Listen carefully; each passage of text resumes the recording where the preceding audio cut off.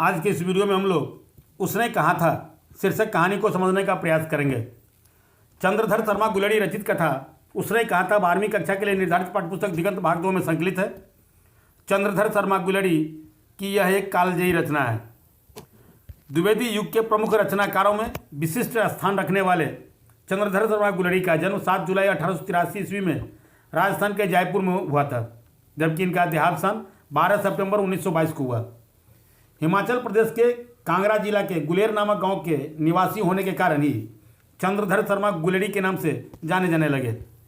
पंडित शिवराम इनके पिता थे। इनकी प्रारंभिक शिक्षा संस्कृत में आरंभ हुई। 1899 में इलाहाबाद और कलकत्ता से क्रम से एंट्रेंस और मैट्रिक की परीक्षा उत्तीर्ण करने के पश्चात 1901 में कलकत्ता विश्वविद्यालय से इंटरमीडिएट तथा 1903 में इलाहाबाद विश्वविद्यालय से उन्होंने स्नातक की। इसके बाद वे 1904 में खेतरी के नाबालिग राजा जय सिंह के अभिभावक बनकर मेयो कॉलेज अजमेर आ गए। 1916 में वे वहीं संस्कृत विभाग के विभागाध्यक्ष के रूप में काम करने लगे। हालांकि बाद के अंतिम दिनों में वे मदन मोहन मालवीय के निमंत्रण पर काशी हिंदू विश्वविद्यालय में प्राच्य विभाग के कार्यवाहक प्राचार्य तथा मनिंद्र चंद्र नंदी पीठ के प्रोफेसर भी हुए। वहीं उन्हें काशी नागरिक प्रचारणी पत्रिका का संपादन करने का भी अवसर मिला था। सुखमय जीवन, बुद्धू का कांटा और उसने कहा था, ये इनकी 3 कहानियां हैं। उसने कहा था इनकी एक कालजयी रचना है जिस पर विमल राय ने एक फिल्म भी बनाई थी और इसके अनेक नाट्य रूपांतरण भी हुए हैं।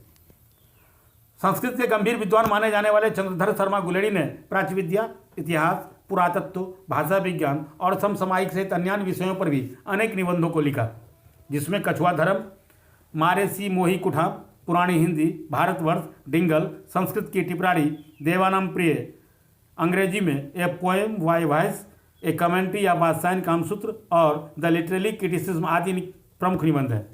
इसके अतिरिक्त अनुवादों की बाढ़, खोज की खास, क्रियाहीन हिंदी, वैदिक भाषा में प्राकृत पुनः आदि टिप्पणियां भी इनकी प्रकाशित हैं।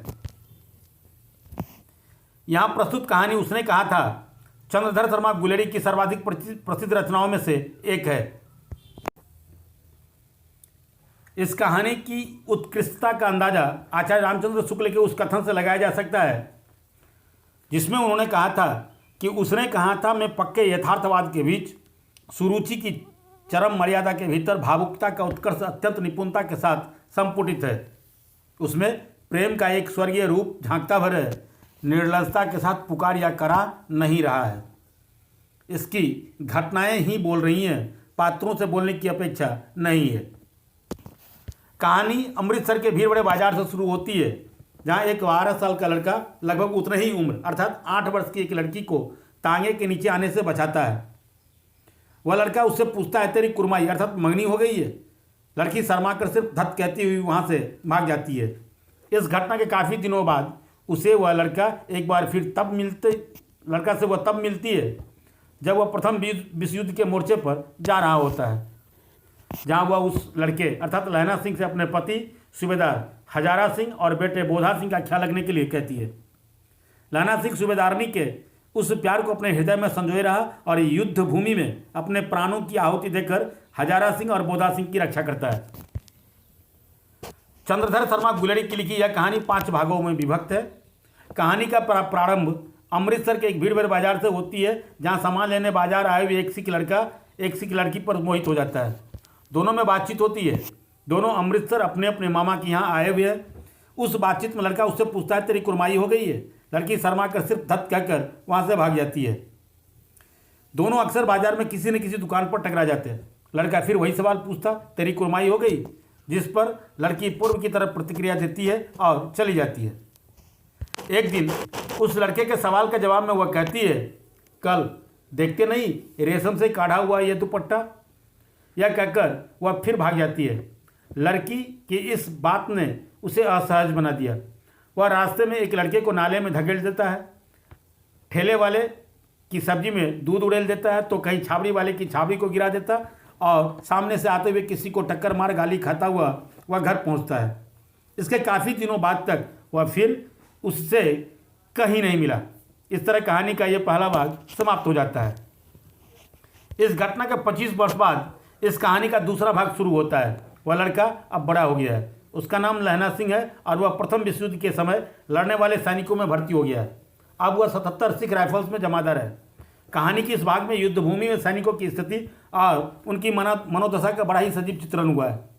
4 दिनों की लड़ाई में थके सिपाहियों का कभी वजीरा सिंह की विनोदपूर्ण बातें मनोरंजन करता है तो कभी उसके गीत सैनिकों में नए उत्साह का संचार करता है। कहानी के तीसरे और चौथे हिस्से में घुप अंधेरी रात के 2 पहर बाद के समय बोधा सिंह को ठंड लग रही थी। ठंड से उसकी कंपकपी छूट रही थी।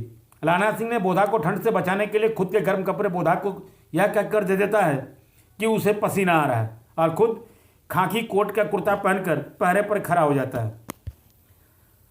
आधे घंटे भी अभी नहीं बीते थे कि खाई के मुंह से लपटन साहब की आवाज़ में किसी ने सूबेदार हजारा सिंह को आवाज़ दी।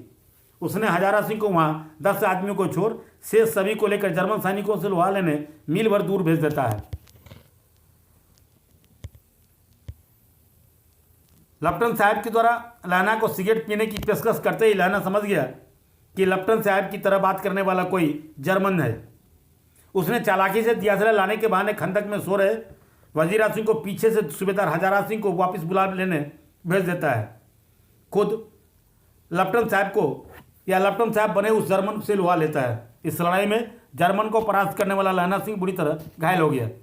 खुद की जान पर खेलकर उसने न केवल सूबेदार हजारा सिंह और बोधा सिंह दोनों की जान बचाई बल्कि उन दोनों को सुरक्षित वापस भेज भी देता है और चलते हुए कहा, सूबेदारनी को चिट्ठी लिखो तो मेरा मत्था टेकना लिख देना और जब घर जाओ तो कह देना कि मुझसे जो उन्होंने कहा था वह मैंने कर दिया।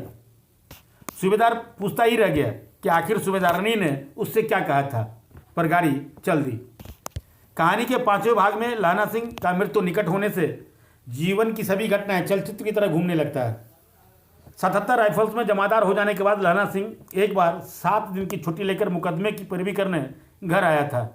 तभी उसे रेजिमेंट की चिट्ठी मिली कि उसे फौज के साथ युद्ध में जाना है। सूबेदार का घर उसके घर के रास्ते में ही पड़ता था। सूबेदार उसे चाहता भी बहुत था, अतः उसने सूबेदार के घर पहुंचा। वहां से जब तीनों चलने लगे तो सूबेदार ने लाना सिंह से कहा, सूबेदारनी उसे जानती है और उसे वह बुला रही है। उसे आश्चर्य होता है कि कभी उसने सेना के क्वार्टर में रहा नहीं, फिर वह उसे कैसे जानती है। पर जब वो अंदर जाता है तब वह कुरमाई हो गई वाला वाक्य को दोहरा कर 25 वर्ष पहले की घटना का स्मरण कराती है और कहती है कि जिस तरह उसने 25 वर्ष पहले उसे तांगे के नीचे जाने से बचाया था उसी तरह वह उसके पति हजारा सिंह और बेटा बोधा सिंह की भी रक्षा करे। यह कहते हुए वह लाना सिंह के सामने अपने आंचल को पसार देती है। सूबेदारनी की यह बात उसके मन को छू जाती है। लाना सिंह का सिर वजीरा सिंह अपने गोद में लेकर बैठा है। लाना सिंह बड़बड़ाता है और अंतिम वाक्य जो उसके मुंह से निकलता है वह था, उसने कहा था। कुछ दिनों के बाद अखबारों में छपा कि फ्रांस और बेल्जियम 68वीं सूची मैदान में घावों से 77 सिख राइफल्स का जमादार लाना सिंह शहीद हो गया है। इस प्रकार इस कहानी का अंत हो जाता है। तो ये थे 12वीं कक्षा के लिए निर्धारित पाठ्य पुस्तक दिगंत भाग 2 में संकलित उसने कहा था शीर्षक कहानी का सारांश। आशा है कहानी पूरी आपकी समझ में आई होगी। ये वीडियो पसंद भी आया होगा। वीडियो पसंद आया हो तो इसे आप लाइक करें, इसे अपने मित्रों तक शेयर करें और अगर अभी तक आपने चैनल को सब्सक्राइब नहीं किया है तो चैनल को अवश्य सब्सक्राइब करें, बेल आइकन जरूर दबाएं ताकि समय से नए वीडियो का नोटिफिकेशन सबसे पहले आपको मिले। आप देखते रहें हिंदी ट्यूटोरियल क्लासेस।